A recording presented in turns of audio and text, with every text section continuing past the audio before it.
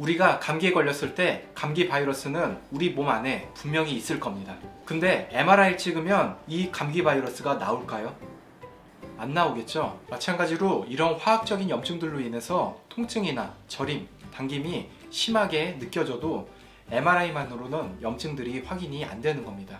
일단 찍었으니 영상과 환자분의 증상을 연결지어 설명해 드리려다 보니 L4, L5, L5S1 이쪽만 눌려 있다고 설명 듣게 되는 거죠. 구독, 좋아요 부탁드릴게요.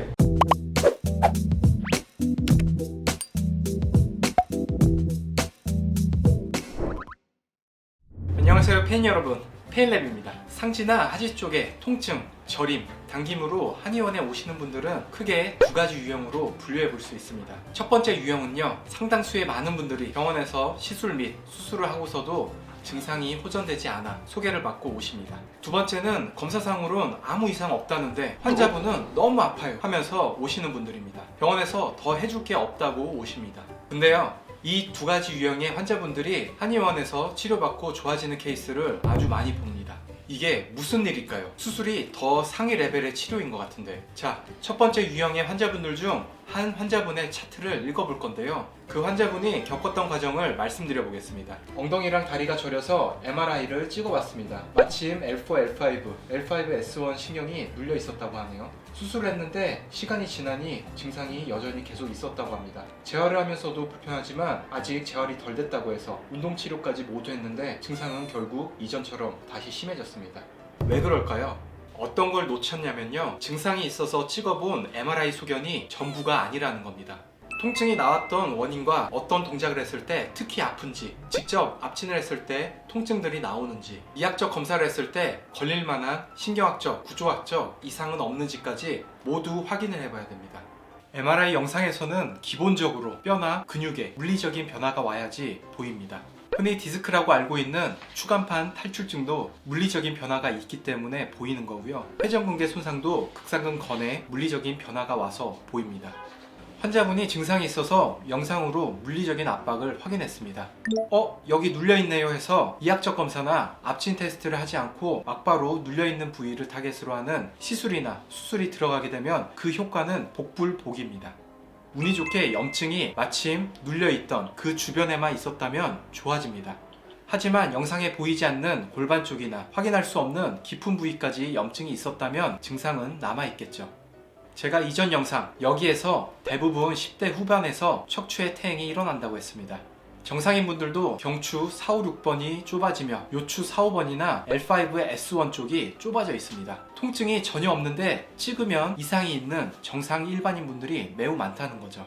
반대로 통증은 매우 심하지만 MRI 현상에서는 정상으로 나오는 경우도 매우 많습니다. 이런 분들은 척추관 외부의 연부 조직의 염증 및 유착 변성으로 척추신경 증상이 유발된 겁니다.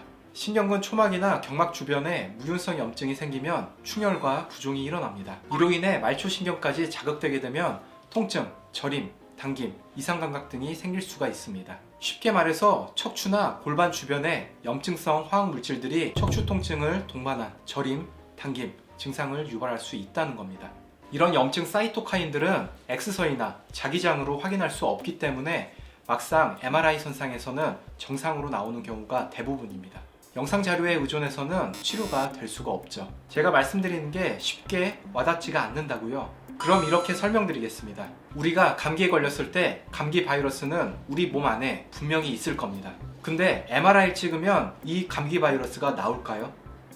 안 나오겠죠? 마찬가지로 이런 화학적인 염증들로 인해서 통증이나 저림, 당김이 심하게 느껴져도 MRI만으로는 염증들이 확인이 안 되는 겁니다.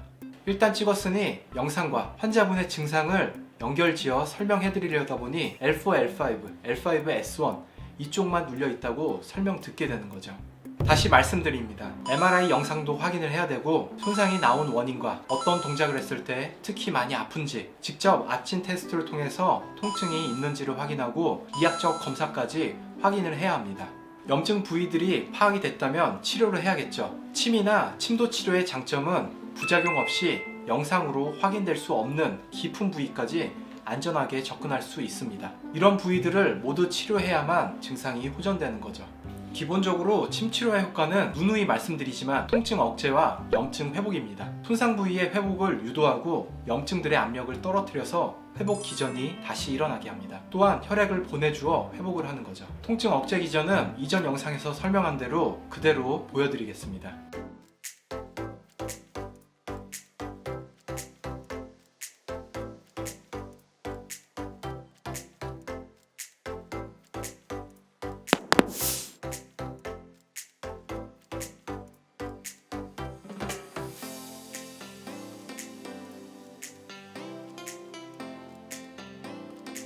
물론 이것뿐만 아니라 목이나 팔까지 아니면 허리나 다리까지 내려가는 신경 경로 중에서 일부가 포착되는 증상이 있을 수 있습니다. 좌골신경을 예로 들면 이상근이나 대퇴이두근, 비복근, 비골근 등에서 눌릴 수가 있습니다. 이때 신경이 눌린 부위를 침치료해주면 금방 압박이 풀립니다. 근육 긴장에서 침치료가 효과적이라는 건 3살 어린애들도 알기에 이건 그냥 참고로 말씀드립니다. 제가 이전 영상 디스크인 듯 디스크 아닌 디스크 같은 요통편에서 설명을 드렸었는데요. 환자분들이 오늘도 똑같이 여쭤보셔서 이렇게 다시 찍게 됐습니다. 혹시 궁금한 게 있다면 댓글을 통해서 말씀해 주세요. 답변 드리겠습니다. 지금까지 페인랩이었습니다.